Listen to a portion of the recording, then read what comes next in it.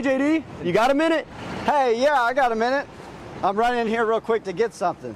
Okay, well, if you don't mind, I'll just ask you a couple of questions. Yeah. Tell me about that rover there.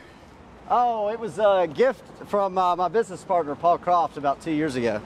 Okay, so where are we going to now? We're going to the Easy. This is where our office is at CROFT FROST. Why is it named the Easy?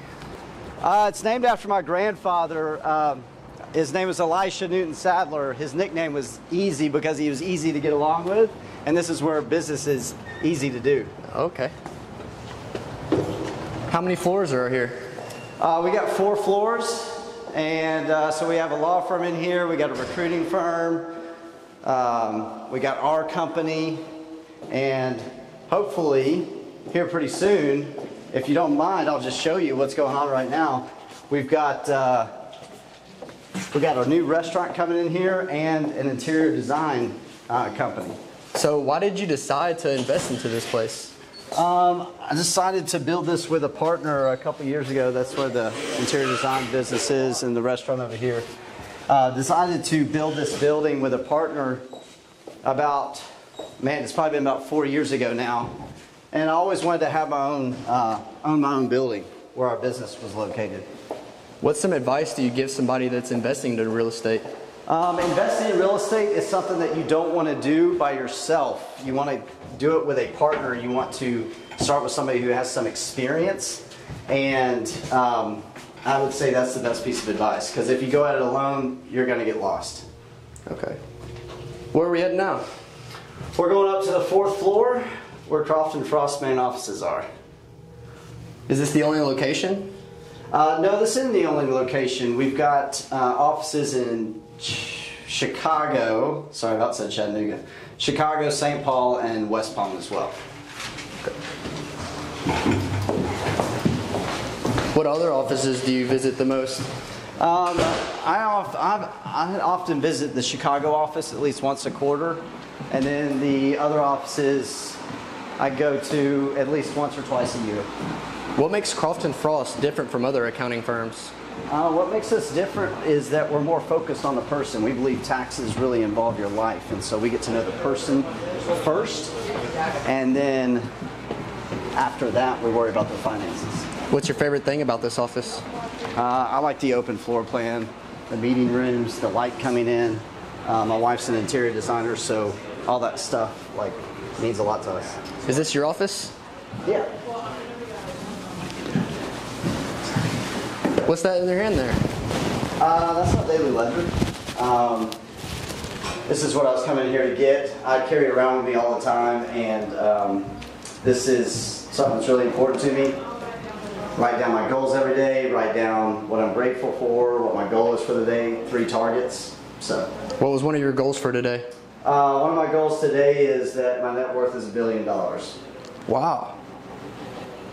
So what's that on your cuff there? Oh, that's the original j.d.frost signature. Okay. Well, do you mind showing me around the rest of the office? No, not at all. I don't want to forget my coat now. So what is it like working with Paul Croft? Paul Croft, he's a dreamer.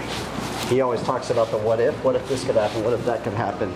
And so it's always very exciting to work with Paul Croft. He's got all kinds of new ideas all the time. And for me, being an integrator, keeps me on my toes. So what's the craziest thing that's happened in this place before?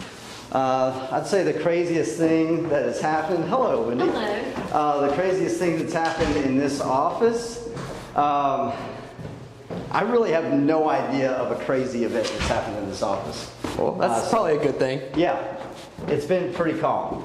So what's the best piece of advice you have ever received? Best piece of advice I've ever received is to collaborate with others, to partner with others, and to ask questions. So what is this? This is our podcast studio. It is where we have the Daily Ledger podcast and also the Third Seat podcast, which is the podcast that CROFT FROST puts on. What's your favorite content to create in here? Best content that I like to create would be around the Daily Ledger, because it's something I do every day. I believe it'll change people's lives, and also the concept of day one. That's been something that we've been working on a lot lately, me and Rocky Garza, which helps you to stay present every day. Okay. Where are we headed to now? This is our business development floor. This is where our business development team works. Obviously, we have some work to do on this floor, but we're going to be putting in some new offices and some new cubicles, and this is where we contact a lot of our clients from every single day. What's the biggest business sale you've ever made? The biggest business deal I've ever done would probably be this building, and also refinancing a little over $20 million worth of debt. What's the scariest business decision you've ever made? The scariest business decision I've ever made is when, probably when I built this building. What's something you'd still like to learn? Something I'd still like to learn? I want to always be learning about myself. I always want to be growing, learning, continuing to learn new things about me as I'm going through life. Have you done any vacations lately?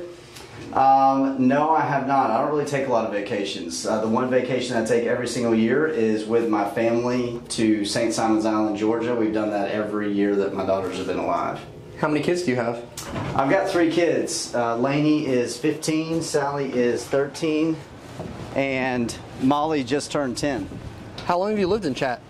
I've lived in Chattanooga my whole life. I'm 4th generation Chattanooga, and so I have a lot of deep roots here. And Chattanooga is really cool because it's an entrepreneurial city. There's lots of businesses around here, and the community supports each other very, very well. It's a very, very philanthropic community as well. What's your favorite thing about Chat?